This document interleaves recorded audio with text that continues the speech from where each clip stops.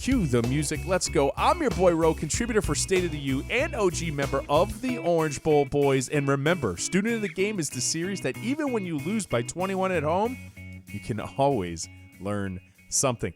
And early on in the first quarter, I think we missed this. With a little anticipation, I think we can avoid the sack and potentially have the completion. But it's not like it's unabated to pressure, because there is pressure on this. Right tackle is going to go ahead, get a little out of phase right here.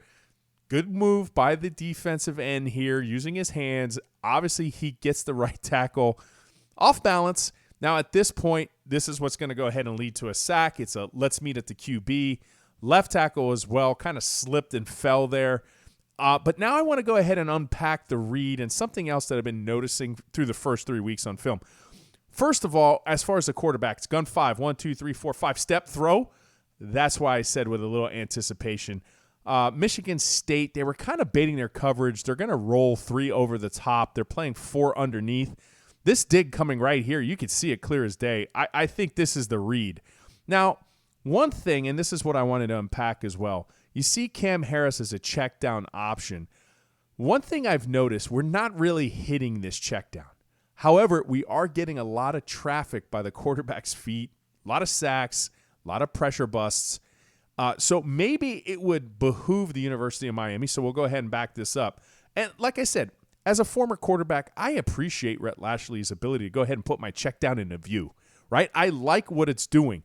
But when you have this situation right here, just chip this guy, help out, then get into your route. That way, maybe we go ahead, keep this at bay. And that little thing would be the difference between a completion. And I understand it. D'Eriq King's got some pressure coming towards his feet. He feels like he needs to be flushed. In terms of the offensive coordinator, he's like, look, I gave you a check down. This was the read. You got to make this play for me. But just help out just a little bit with your running backs in the protection scheme. I think this play could have worked. To me, this was one of the big stories on the defensive side of the ball. The inability to have contain, especially backside contain. And I'm going to show it to you on this play. Play side, the University of Miami looks really, really good here.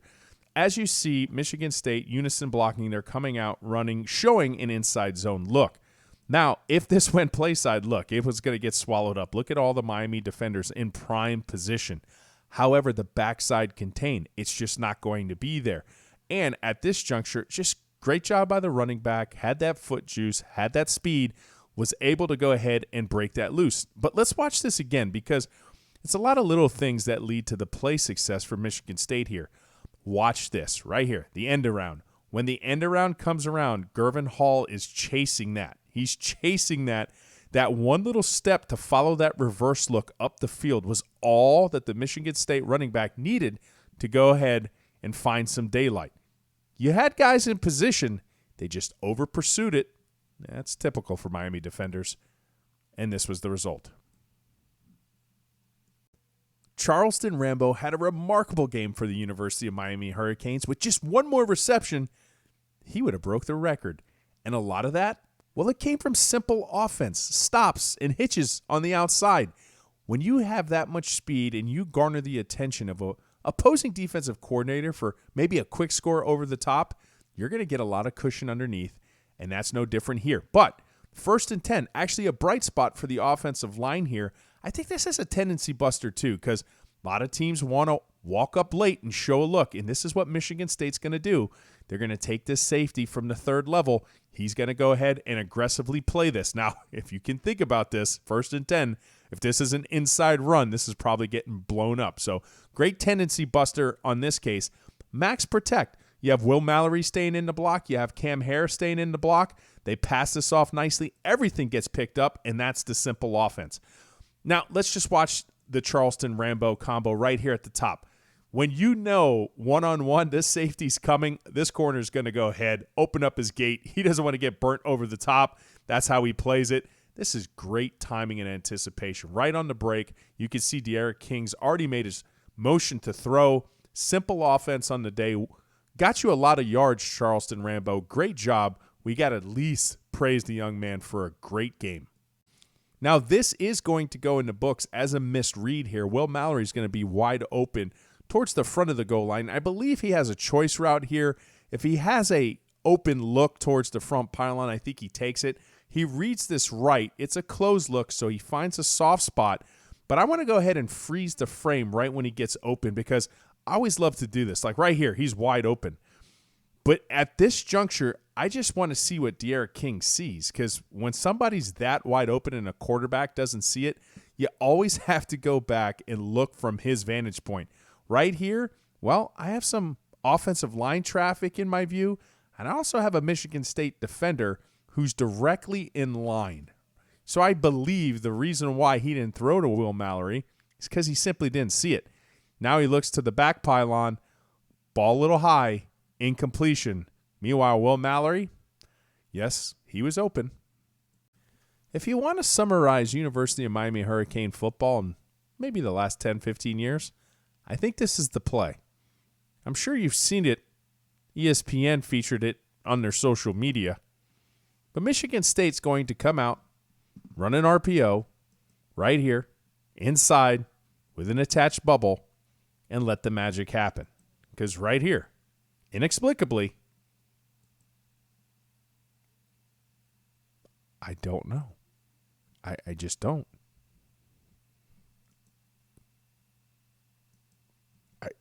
I'm at a loss. Earlier on the film, we talked about a tail of the tape being defensively just could not hold contain. And this is what we're talking about. Here into the boundary, defensive end, he's going to go ahead and engage. Just not going to go ahead and get off this block. Watch how long he's going to hold in this position before disengaging and then going ahead and trying to make a play. Now, something else that is concerning here, okay, just check out the effort right here from the defensive tackle. Knows he's not going to make a play and just lets up. University of Miami, 3rd and goal, critical situation here. Second quarter, 3:03 left. It's still a tight ball game.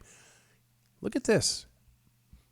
He's trying to tell Corey Flagg, your Mike linebacker, he's pointing emphatically. Look, that's your guy. That's your guy. That running back's your guy. Just a little late getting out there. Missed this tackle.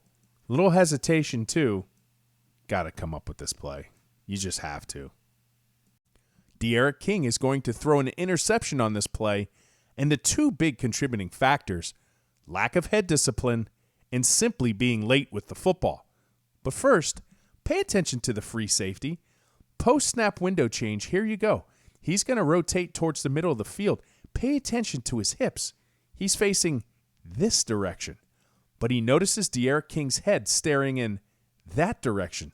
So he immediately swings back around. Now this ball is late, and I'm going to go ahead and show you exactly when this ball needed to come out.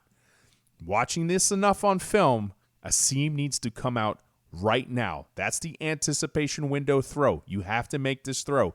This little extra hitch, well, that was the difference between an interception and a big play. I just want to applaud the creativity here by Michigan State on this play. 2nd and 10, they're going to run a tight end screen, but look at how they set it up. Right here with the running back, he's going to be the primary look. So you have a lot of people who are basically favoring that running back. They sense the screen here, but it comes right back to the tight end. Slick look, slick design. Let's watch that again. Just watch the tight end. He's going to come out like he's blocking. The running back sells his fake. Really like that play. Kudos. Lack of contain.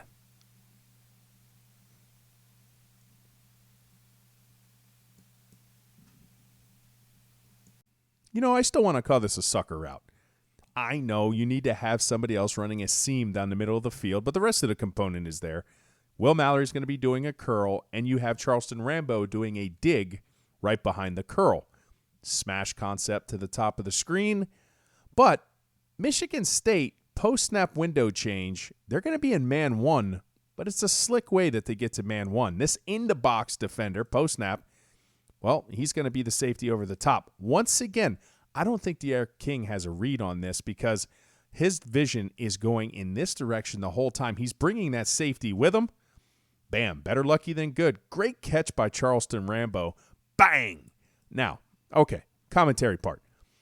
I saw the Clemson game when Miami played there last year, and they called targeting and kicked somebody out of the game for hitting Trevor Lawrence to the chest. Yes, the chest. But now, that's not targeting. I'm confused. Still a close game in the fourth quarter, 17-14. And if you want to ask me when the game starts to unravel, it's this play right here. And watching it back, you realize it's one false step. Pay attention to Michigan State's defensive line. They have a 1-tech on the right side of Corey Gaynor. You have a 3-tech defensive tackle to the left side of Corey Gaynor. And then you have a defensive end. He's pushed out. He's in this stance at this vantage point looking to get upfield. Now watch Zion Nelson's first move. He steps in. And when he steps in, he immediately makes himself late. And when he makes himself late, that's what caused the strip sack fumble. Michigan State ball. Let the unravel begin. One false step. And this is going to be the last clip of the evening. It's an interception, and we're not even going to watch the quarterback to know exactly what the issue is here. Because the ball needed to come out now.